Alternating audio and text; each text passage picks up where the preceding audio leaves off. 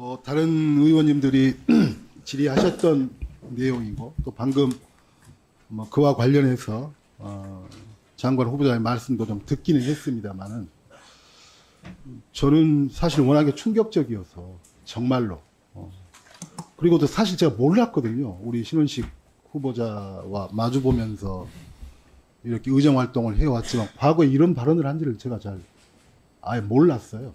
그래서 도대체 이 신원식과 그 신원식은 도대체 같은 사람인가 뭐 이런 생각이 들 정도로 물론 국회에서도 뭐 특히 최근에 뭐 더불어민주당은 이제 크렘린 이중대냐 뭐 이런 말씀도 하셨고 네. 그런 페이스북에. 이야기 한 기억이 없습니다. 페이스북에 그건 이제 예.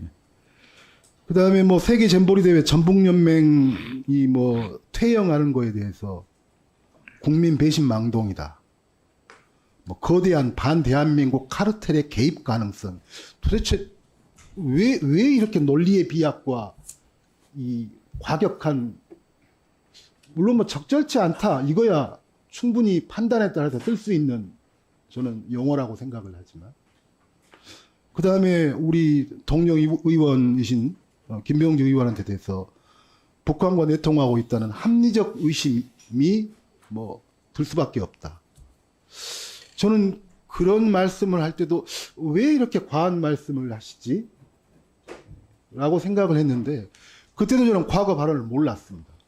이번에 이제 후보자로 지명되고 나서 과거 발언들이 이제 쏟아져 나오는 걸 보면 제가 아주 경악을 금치 못했는데 뭐 2019년 9월 28일에는 정광훈 목사 집회 가서 청와대에는 붉은 도적 문재인이 자리 잡고 있다. 저 붉은 도적을 쓸어버려야 된다. 이때는 또 군복까지 입고 나가셨더라고요. 그 이외에 뭐 군복 입고 나간 적은 없나요? 이때 한 번인가요?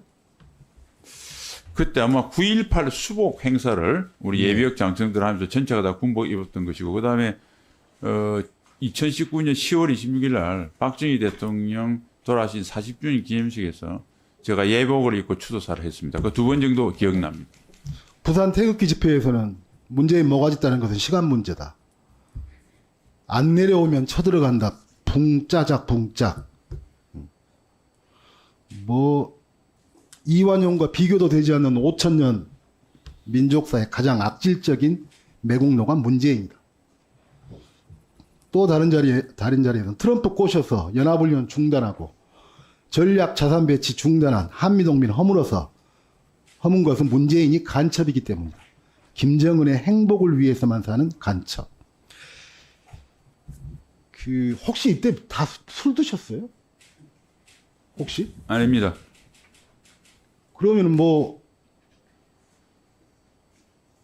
이게 무슨 뭐 중2병처럼 중2로 이렇게 말씀하는 게 대한민국 중2들한테 중2학년들한테 굉장히 미안한 말이긴 한데 저는 도대체 아니 아무리 어떤 환경이 있고 어떤 생각을 한다 할지라도 사람은 장관 후보자께서는 한 개인으로 보면 정규적인 대한민국의 교육 환경을 쭉 받아서 어쨌든 군인도 공무원이니까요.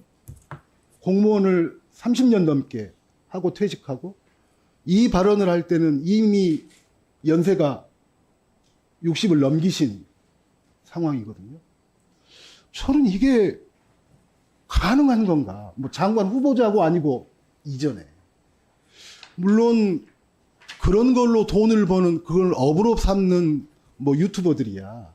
뭐 이런 이야기들을 훨씬 더 험한 말도 하고 이러는 거지만 저는 도대체 그렇다면 이분이 사적인 자리에서는 도대체 얼마나 어떤 말을 했는지 도대체 왜 그러셨던 것 같아요? 본인이 한번 말씀을 합니다.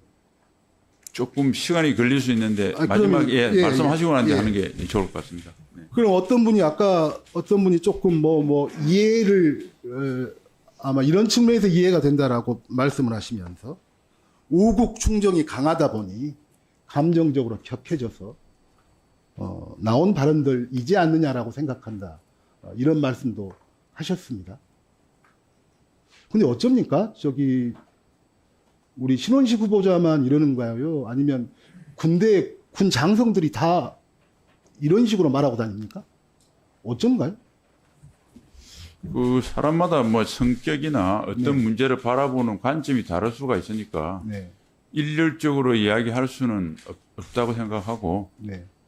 제가 아까도 여러 번 말씀드렸는데 제 생각이나 이런 것들은 변함이 없고 문재인 정부의 안보 정책에 대해서 굉장히 비판적인 입장이든 맞는데 그 표현하는 언어나 내용에 대해서는 제가 과했다 하고 사과를 했습니다. 그리고 앞으로 생각이나 이런 면 같은 경우는 차차 따져보기로 하고 네, 네. 저는 이제 뭐 생각이나 관점 네. 이걸 이야기하는 것이 아니라 도대체 이런 말과 표현이 어떻게 가능할까? 도대체 저는 그게 도저히 이해가 안 돼서 제가 드리는 말씀인데요. 어쨌든 제 상식으로는 이게 아까 우리 모두 발언에서 이런 말씀하셨습니다. 국내적으로는 국방에 대한 국민의 기대와 눈높이가 갈수록 높아지는 가운데 국민의 기대와 눈높이가 갈수록 높아지는데 입대를 앞두고 있는 대한민국 20대 남성들을 모아놓고 군복을 입고 광화문에서 청와대는 붉은 도적 문재인이 자리 잡고 있다. 저 붉은 도적 쓸어버려야 된다. 이런 영상들을 아무 정보도 없이 틀어주고 나서 수많은 영상들도 다 있으니까요. 틀어주고 나서 입대를 앞둔 20대 예비 장병들한테 저 예비역 장성은 어떤 사람인 것 같으냐라고 물어보면 어떤 답이 나올까요? 그리고 결국은 저 사람이 당신들의 군령권과 군정권을 쥔 국방부 장관으로 오게 된 거라고 합니다. 과연 대한민국 군인으로 입대한 그 젊은이들은 어떤 생각을 그리고 이것이 대한민국 안보에는 어떤 영향을 네, 제가 대답을 존경하는 송갑석 의원님의 우려 뭐 이런 것들은 저를 지적하기보다 앞으로 잘하라고 하는 어떤 격려의 말씀으로 듣고 제가 한 가지만 그 말씀을 드리겠습니다.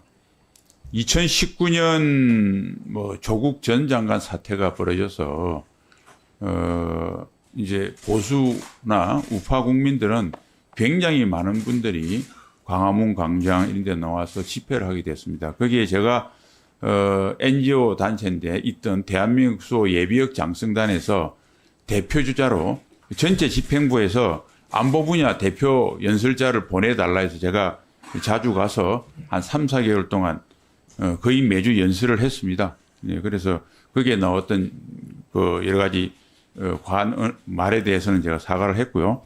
그때 상황은 저는 안보만을 생각한 예비역 장군으로서 굉장히 큰 위기와 또 문재인 정부에 대한 분노에 가까운 비판적 입장이었습니다. 왜 그러냐면 2018년 3월에 북한의 비핵화 의지가 있다고 정의용 당시 안보실장이 와서 그 이야기를 했습니다. 저는 직감적으로 거짓말이다. 북한은 한 번도 진실된 이야기 한 적이 없다. 그런데 그 비핵화 의지가 있다는 전제로 판문점 평양 공동선언 9.19 합의 그다음에 2018년부터 당장 UFG 연습이 군사 정부 연습이 분리되고 연합연습에 2019년부터는 키리얼보 이런 것들을 기동훈련 안 하고 그래서 그다음에 이제 조국 전 장관 사태로 인해서 또 일본과 지소미아 또 파기를 시사하고 그래서 정말